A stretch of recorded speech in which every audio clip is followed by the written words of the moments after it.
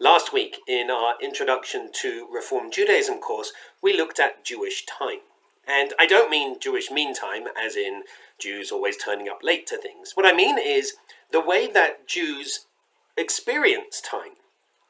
And we experience time in two different ways: circular time and linear time. Circular time is particularly in terms of the festival cycles, whereas linear time is in terms of history, Jewish history. Circular time is repetitive. When we come to the new year, Rosh Hashanah, this word Shana comes from this root meaning to go around again, to repeat. So each year essentially repeats, or the calendar cycle repeats, the festival cycle repeats. However, it repeats in the context of a larger time frame, which is linear time, that goes from creation to revelation and particularly to redemption.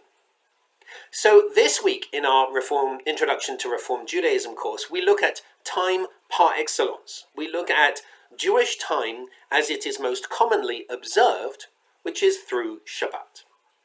And Shabbat has really three purposes in Judaism. The first purpose, and the most well-known purpose, is this idea of commemoration of God creating the world, and then God resting on the seventh day, and God ceasing from work on the seventh day. And the rabbis go to great pains to discuss what does it mean for us then to rest from work. What does it mean to abstain from changing the natural world around us? And they go through these 39 malachot, these 39 forms of work, which we are traditionally not meant to do on Shabbat. And in Reform Judaism, we don't necessarily focus on these 39 malachot, but on what it means to rest from creation.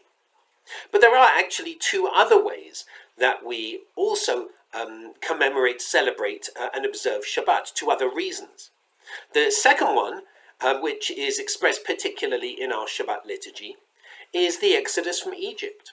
The fact that we were able to leave slavery, which is also this week's Torah portion. We were able to leave slavery, but we were also able to stop that slavery of the work week, essentially. That we're able to move beyond, and we're able to transcend, perhaps, that everyday labor. And so Shabbat becomes a commemoration of the Exodus from Egypt, as much as it is a commemoration of God creating the world. But there's a third aspect to Shabbat as well, which particularly came in rabbinic literature, which is looking forward. Shabbat is described as being as 1/60th of the world to come, a taste of the Messianic Age. And so this coming Sunday, we invite you to join us from 10:30 to 12:30. You can find the link in the Zoom link in our e-digest. We invite you to join us, particularly as we look through some biblical sources on Shabbat, and then as we look in particular at Abraham Joshua Heschel's seminal book, The Sabbath.